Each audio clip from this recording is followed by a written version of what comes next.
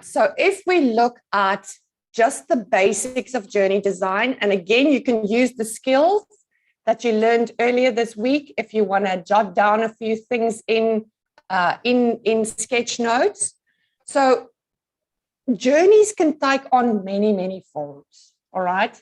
And usually when I get presented with a journey from a specific brand, and it is a very large Excel file, that makes it immediately quite difficult to consume. So the image that you see in front of you is a high-level journey for a client of ours that was done pictorially. And this journey is one that gets orchestrated in the call center. And as we learned this week, our brains love images, all right? 80% of our processing of our brain goes to visual cues. And by memorizing these images, it becomes really, really easy for someone to orchestrate this journey in a call center. All right. Some of the journeys that I worked on 13 years ago, and I started my journey in customer experience in a life insurance company. And one of the first journeys that I unpacked and redesigned in detail was death claims. Now, folks, death claims is not necessarily the most inspirational place to necessarily work on a journey because your customer is dead and you're dealing with the next of kin, which is really, really complex relationships. All right. And, you know, if we looked at a traditional persona there, it would be the life insured. All right. It's a highly compliance-driven environment with a ton of rules. All right. Now, the amazing thing about that very first journey that we did 13 years ago is if you put me on that call center in the death claims call center, I would probably to this day be able to handle that telephone call because those images are so imprinted in my brain that I could very easily take charge of that call and talk to the next of kin. Now, in that environment, what we found was just a lot of process excellence and transactional excellence, but not nearly enough empathy. All right. So as we go through the basics of how we do a customer journey, we're going to focus very much on how do we put emotion and empathy into this. And you will get a copy of the slide back. So let's just quickly look at what is a journey map. So we can see it as a story with actors and stages. The story is seen from the perspective of the customer. Now, I know there's a lot of you that are from a process improvement background.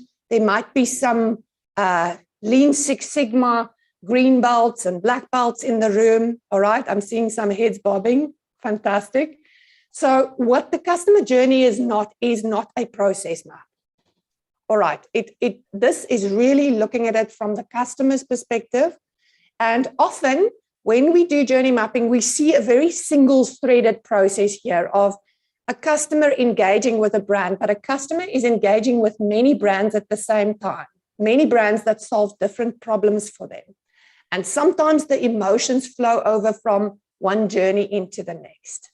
All right, so this story focuses on the facts, but it also focuses on emotions and empathy. What's really important from your work that you did yesterday, if you have a persona and an empathy map, this is really going to help you understand your customer and your employee. It's going to turn them from a customer number and a number on your payroll into like a real human being to focus what's important for them and to feel what's going on in their lives. The reason why you want to do that is to become a brilliant designer of their journeys. All right. We can design from a place of empathy to solve problems or to increase the pleasure that the brand gives them. All right. So we did speak about the experience essence. All right. This is your target. If I strip off your logo, how will I know that it's you? If I turn your brand into a perfume or I turn it into some amazing secret sauce, your journey is the way that you actually bring this to life. You take the perfume, you spray it on the moments in your journey. You spray it on your people. You spray it on your documents, all right? Or alternatively, you take that beautiful akabanga oil that I told you about, and you take that chili oil and you infuse everything with it. All right. So typically how we facilitate these journeys is we use a lot of storytelling. So once upon a time, there was a customer, and, you know, tell us what happened to them. Where does the journey start? Why did they do that? What happened before they did that? What's going to happen after they did that? What emotions are your customer feeling in that moment? What's the time lapse? What did they see? What did they think? What did they experience? All right, so that's kind of, you have a lot of questions and you're looking at this as if you've never seen it. You would have heard the story of Richard Branson. Richard Branson used to fly his own airline with a notebook, and he'd move all around the cabin and look at what people are doing, and he'd make notes. And one of the stories that I just love is they used to have on Virgin Atlantic, they used to have these beautiful little salt and pepper pots, all right?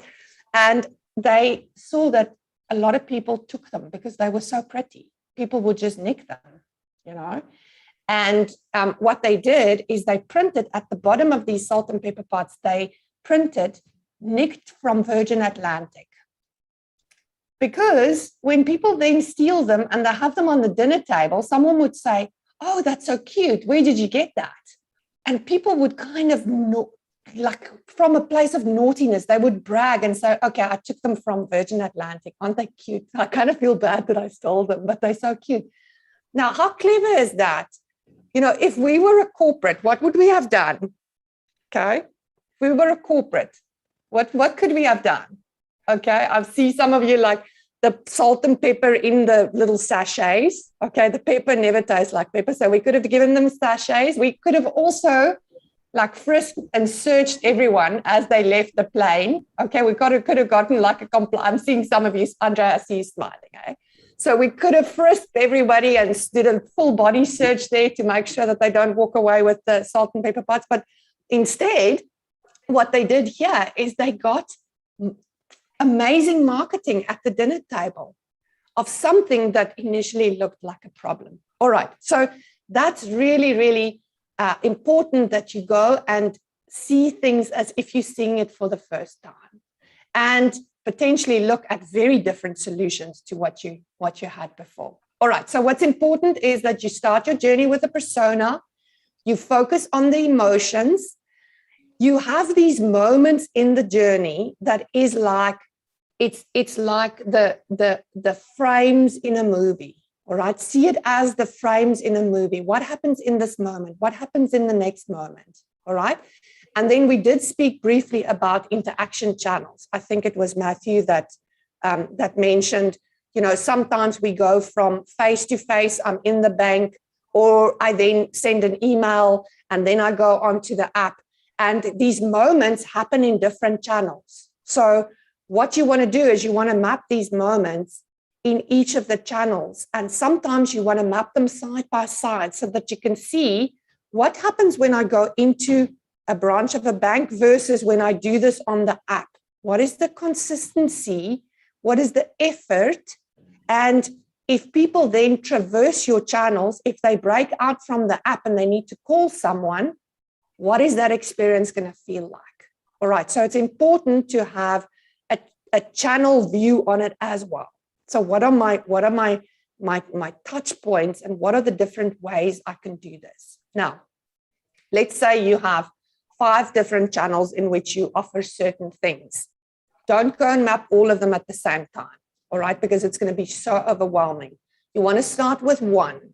You want to prioritize these things. And my guidance would always be digital first, with where people are moving in terms of automation, in terms of efficiency, is a clever way to do it. So digital first, but do not forget your human channels, all right? Because most of you in the room actually have call centers that have a number of people in them, all right? And there's still some of you that handle 20,000, 30,000 telephone calls a day, all right? So your digital and your human channel is really, really important. It kind of feels wrong to say the words human channel, but you know what I mean, like your your face-to-face interaction and your phone interaction, the warm-blooded human connection. All right, then the last thing I want to talk about on the slide is your moment of truth. All right, so not all moments are equal.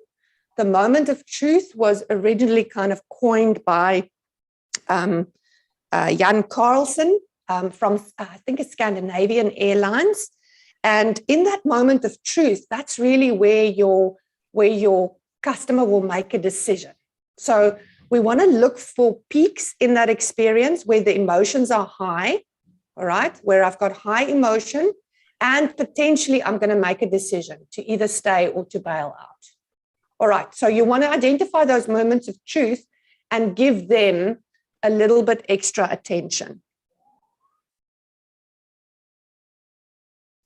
Fantastic. So if we then look at the moments of truth, we want to go and unpack them in terms of what's the customer's expectation in that moment, how can we exceed the expectation, and how can we fail the expectation? What are the emotions we want to infuse in that moment? All right, so you want to set your emotional target. If I want the customer to feel confident in that moment, then I need to do certain things to make them feel confident in that moment. And then another perspective, and we'll give you an extensive journey mapping structure later today. But what's really important is who owns that moment. Because unless the moment is owned, that moment will not necessarily be guarded and looked after. It's like Eric's sentiments earlier this week. Are you a carpenter or are you a gardener? These moments also need to be nurtured. They need to be looked after. And for example, I mentioned the death claims example earlier today. So for example, in death claims, we had who's the owner of the death claims journey, all right? And there was a business manager that owned the death claims journey. But within death claims, there were also moments that were owned by the call center. Then there were moments that were owned by a back office team that would do the assessment on the journey and on the death claim that was submitted. So it has a very different outcome when you look at, all right, so who's the team that's actually enabling the customer's experience in this journey? And it's almost like they get extra responsibilities because all of a sudden they're not just leading a team or making sure that there's compliance to processes. They also need to guard the experience of the customer in that moment. All right, ownership makes sense. All right, fantastic. So I want to say one last thing before I move off this.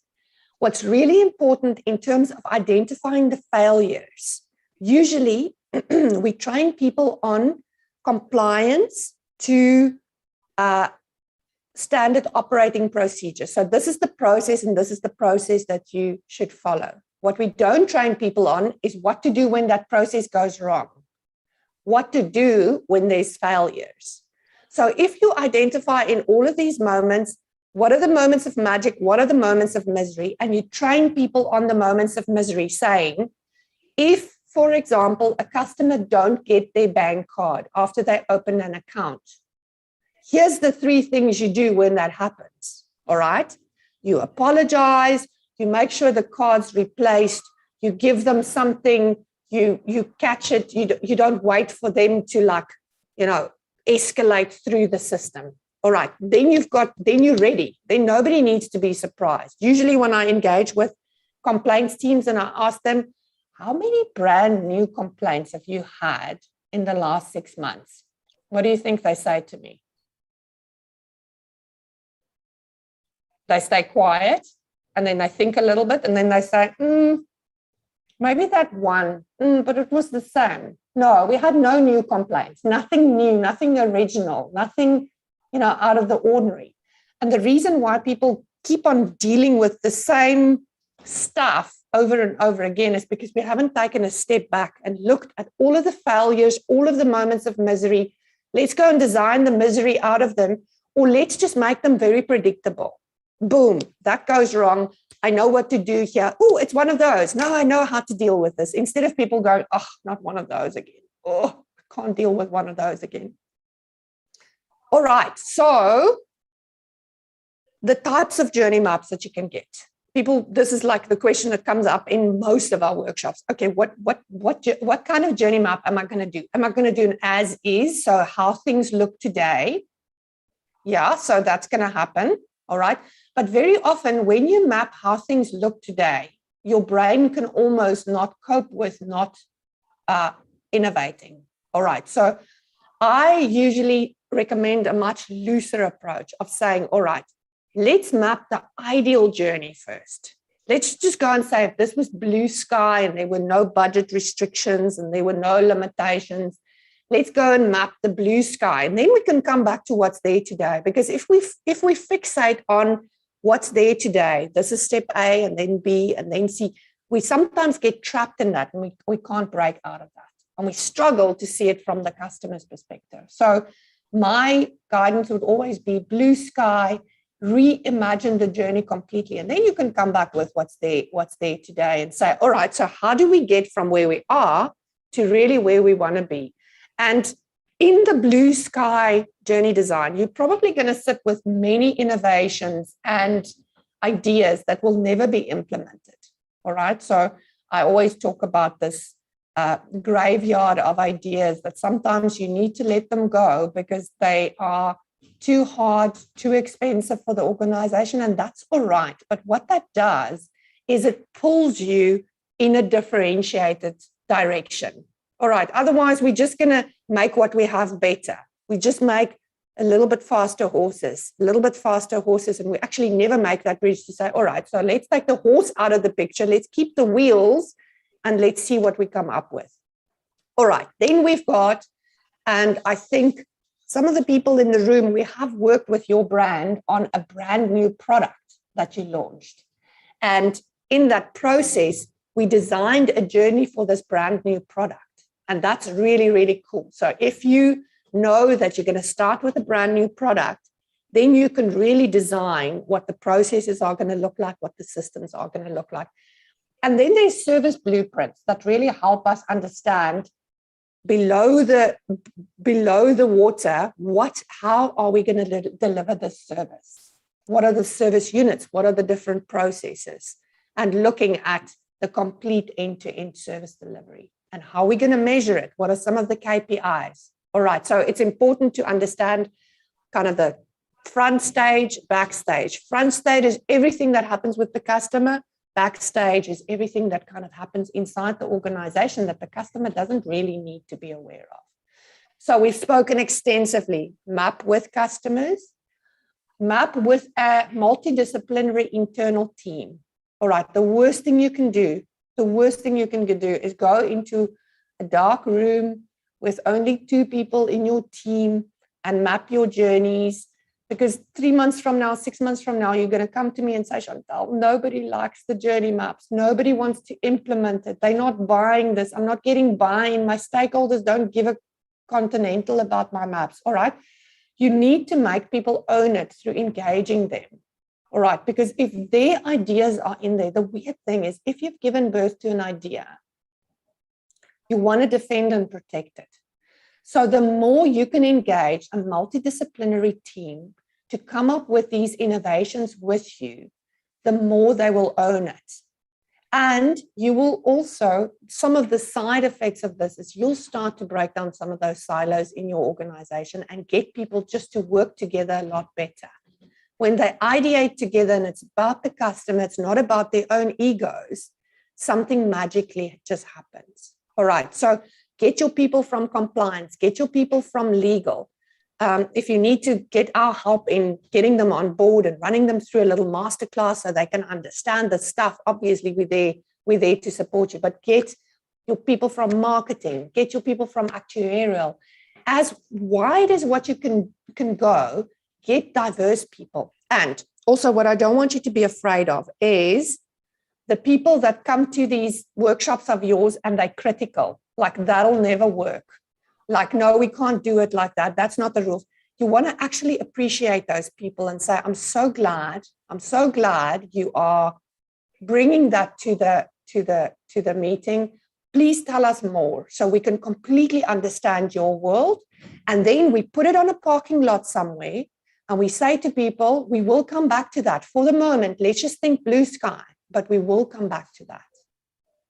All right. So really, really multidisciplinary teams. Matthew, you've got a question. Go for it.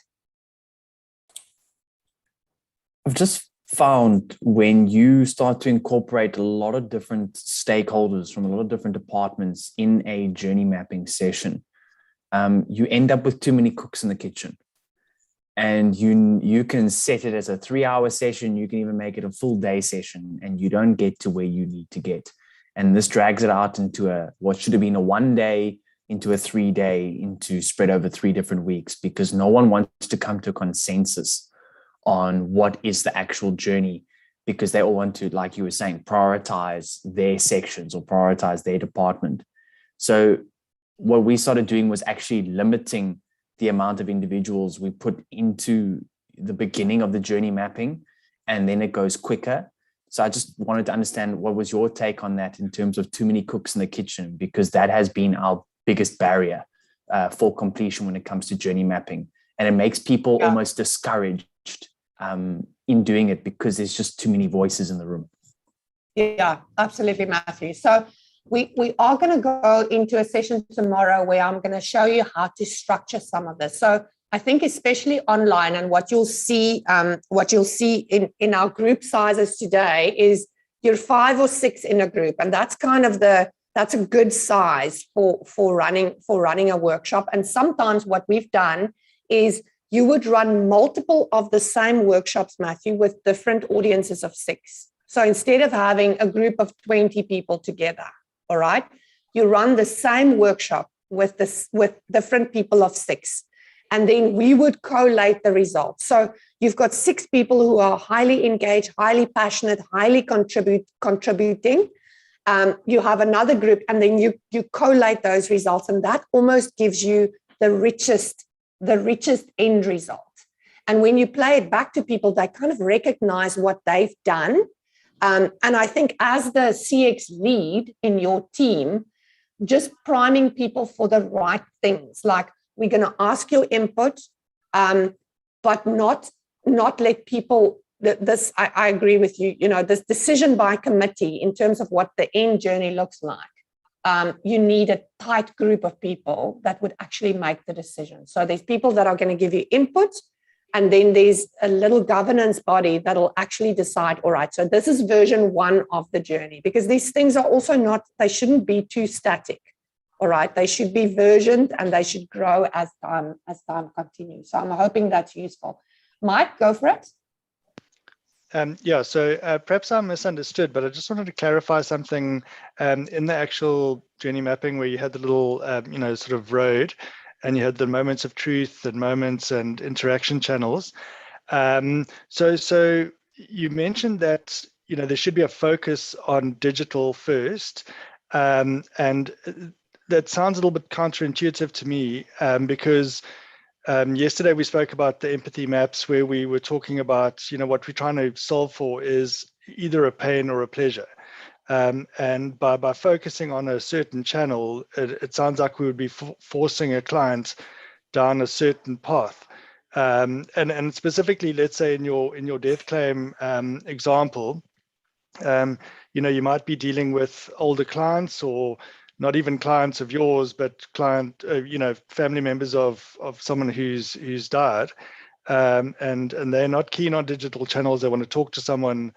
So I just wanted to, just clarify your thinking about the focusing on a certain channel, because surely it should be based on the client's needs. Yeah, absolutely, Mike. And I think you highlight something that's really important. So that's when we get to, your different personas. So if you're working with an older person who's not tech savvy, their needs will be very, very, very different. If you're working with, let's say next of kin, and it's, one of us doing our parents' death claim, then digital might be a good way to go. So if we, for example, Mike, if we listen to those phone calls and we hear people usually phone in to say, so-and-so has died. I need to lodge a death claim. What do I do? Then the options are, all right, so, you can talk to an advisor who's going to help you fill in a form. You can also do it online on the web, all right? Or you could go into one of our offices and someone will help you. So from there on, I think then you can run it in parallel. I think because such a lot of companies have a digital focus, sometimes imagining there is no form, all right, really helps us look at this very differently. So if we look at specifically that death claims example, when we interrogated that form, the order of what people asked on the form made no sense whatsoever, all right? And when we asked them, but why is the form like that? Why does the form ask for, it's the next of kin filling in the form, but it asks for the advisor code first. Why is that? They go, well, the system wants us to capture it in that format. So all of a sudden you kind of unearth things there and go, okay, so if we didn't have, the form and we were just doing this like, face to face or on the phone, or if we were doing this on an app, how would we do it? And sometimes that informs a different kind of thinking. So what I'm not saying is by focusing on digital, you shouldn't take your eye off the customer, all right? And if you're finding, again, back to our volume issue, if you're finding that, for a particular transaction, you're getting 100,000 forms filled in a month versus, 20,000 on an app, then you should look at how can I at scale start changing experiences without being inner focused and saying, okay, I want to drive the customer to the channel that's cheaper for me. All right, so absolutely, that's not what I'm saying. But I think just challenging the status quo and never forgetting the person on the telephone. All right, I actually want to make day 4 the day we celebrate call center agents, because sometimes I just don't know how people can take 60 calls a day and still smile and still be that friendly. All right, Mike, does that help? All right, stunning. Johan, go for it. Thank you, Chantel. Yeah, I just want to also comment on Matthew's experience, sort of. I think what I'm hearing is it's when people get stuck in the process again, when you don't move forward almost, because everybody wants to talk about a process. So I think my advice is do your first journeys and get as many voices in, but do it high level just from the customer's point of view. Okay, forget the process. Don't even go there. Just unpack the story. And you want everybody there because somebody is coming in with a different lens, and they will spot journey moments that we miss. And then I think after unpacking that story, then go into the smaller groups, start unpacking down, and where you get to the process stuff, and there's different departments, bring those specialists in on those sessions to help you unpack. But I think at the beginning, it is so important to have as wide as audience as you can, but the facilitator needs to control the situation and keep it on track from a customer's perspective first. Just unpacking and identifying those moments across before you start digging down. I think what we've seen, and I mean we've done hundreds of these things, where Chantel facilitates, she always pulls back. She always pulls back the moment it starts going chaotic almost. She keeps the group on track and just telling that story from the customer at first. Thank you, Chantel. All right, so 2 more things. Draw the story. It's very effective to draw the story, all right? And I've drawn many dysfunctional stickman stories, but very effective. I remember, back to my story about death claims, what was really funny with these workshops, and this is like really at the start of my journey in customer experience. I was quite shocked because every workshop, when I asked them, how did the client die? They would tell these violent stories, like of someone being run over by a train, or a husband and wife having some domestic issues and there's a lover involved and the husband shoots the wife. And I could never understand, why are they, obviously there was a challenge because they wanted me to draw interesting stories. So I would draw train tracks and someone lying on the train tracks and the train coming. And, I think they were kind of testing my abilities as well. But what I later realized is the reason why they made these stories so dramatic is they were really having a hard time dealing with death. And they didn't have a place to decompress some of their emotions. So some of these sessions eventually kind of turned into a bit of a place for them to just come and voice the things that's hard for them. And just by talking about this, some of that already started shifting. So if you get people, and I remember they had me draw the QA people with horns and tails and a fork. And the QA people would be sitting in the room as they explained to me how to draw the QA people, all right? And nobody they kind of had this banter and jokes, and all of a sudden they got to surface actually how afraid they are of the QA people. And the QA people got to say, like, listen, we really don't want to have horns and a tail and a fork. We're just doing our jobs. And this led to a whole different level of conversation. So I really want to encourage you, draw these stories out, because something happens when you externalize things that are difficult to talk about. You might just ignite a whole different level of conversation that could be like healing for your organization. All right, so I want to quickly show you. This is in the days when we still had a lot of face-to-face workshops, and we would have all been together in a room at Henley Business School Test, and we would have built some Lego. Don't worry, Lungisa, I didn't see that yawn. I know it's not me. I know it's like party last night. So we would have built some Lego together, and you're going to see me working. We're going to do a demo for you just on how we do these journeys on the whiteboard. This is the structure we use. But I would really advise what we've done with some of the folks in the room. I see you smiling.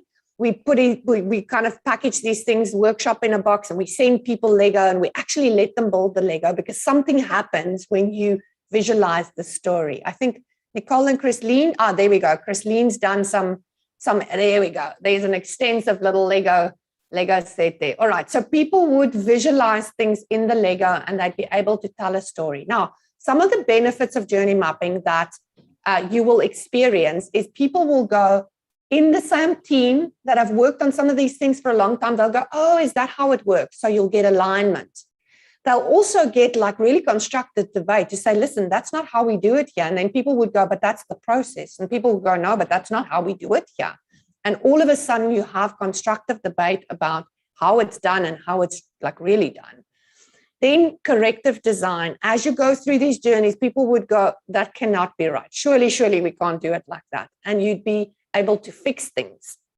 Critical evaluation, people will ask, but why do we do it like that? Why do we take that step there? And why does the customer have to go through all of this? And then there is white space. All right, so in your journeys, I want you to map white space. White space is where nothing happens. It can be really, really valuable to look at, let's say, between the time someone applies for an account and they get their welcome package or they get their card. There's white space that goes by, and very often people don't use the white space effectively. If you can't eliminate it, maybe you can add some value and build the relationship in that white space. And then there's innovation. All right, so I want to take you through just a few slides. This is what one employee journey looked like. So usually once they come off the boards, off the Miro boards and off the Lego panels, they land in a repository. This was done in a tool called Uexpressia, a really beautiful tool to use, also very cost effective. And we use Uexpressia quite often.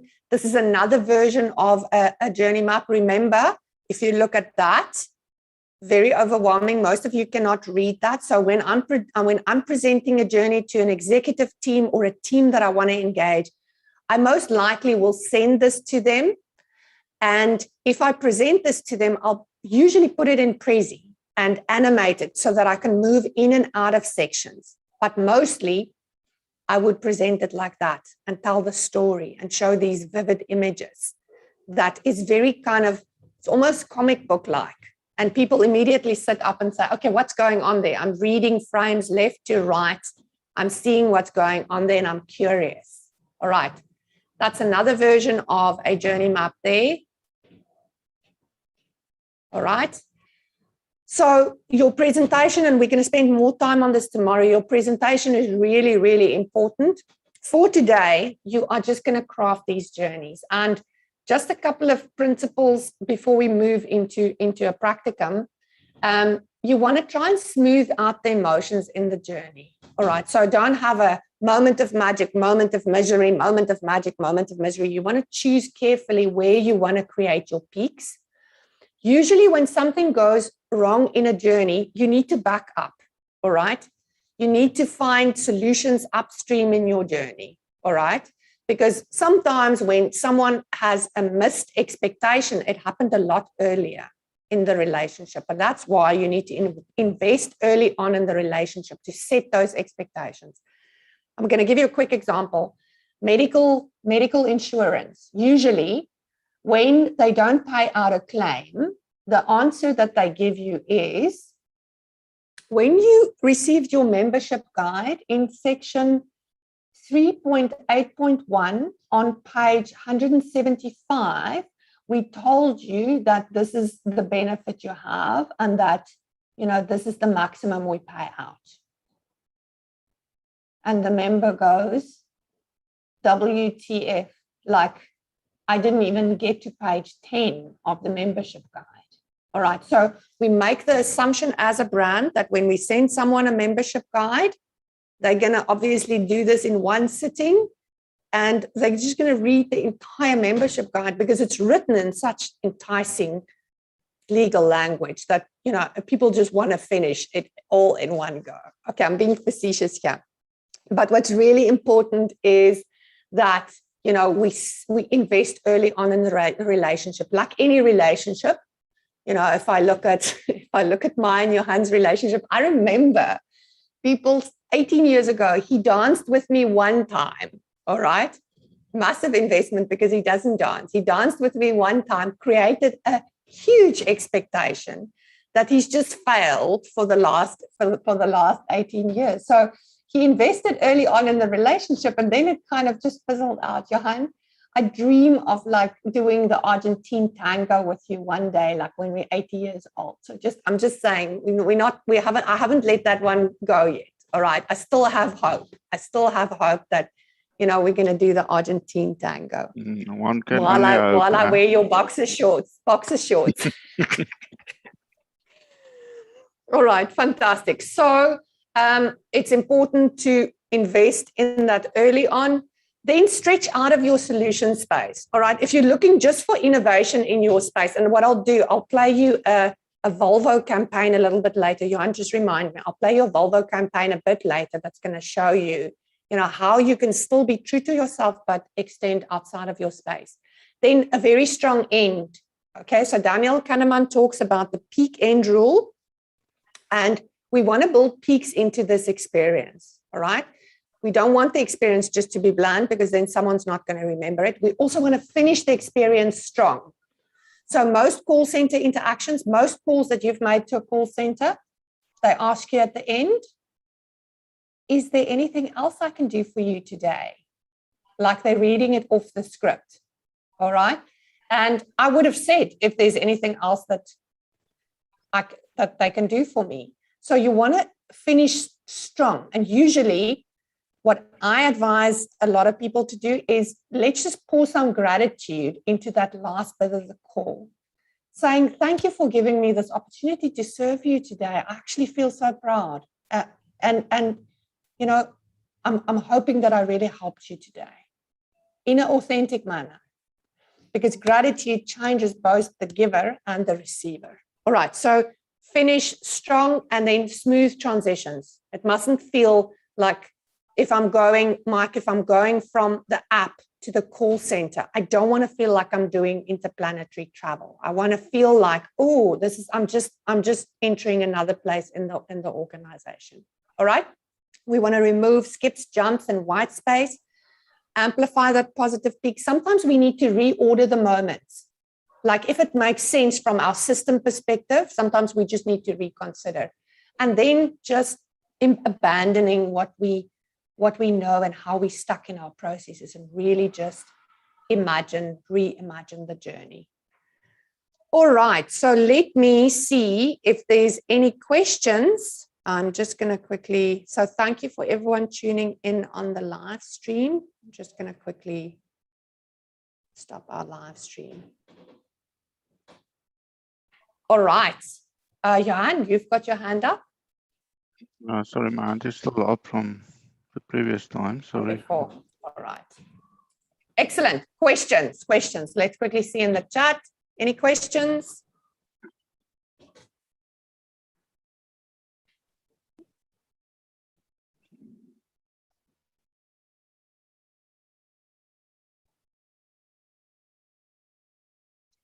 All righty. So if there's no questions now, yeah, correct. I see you. Will you rate my service? Okay. If there's no questions now, let me quickly check in with Arshad.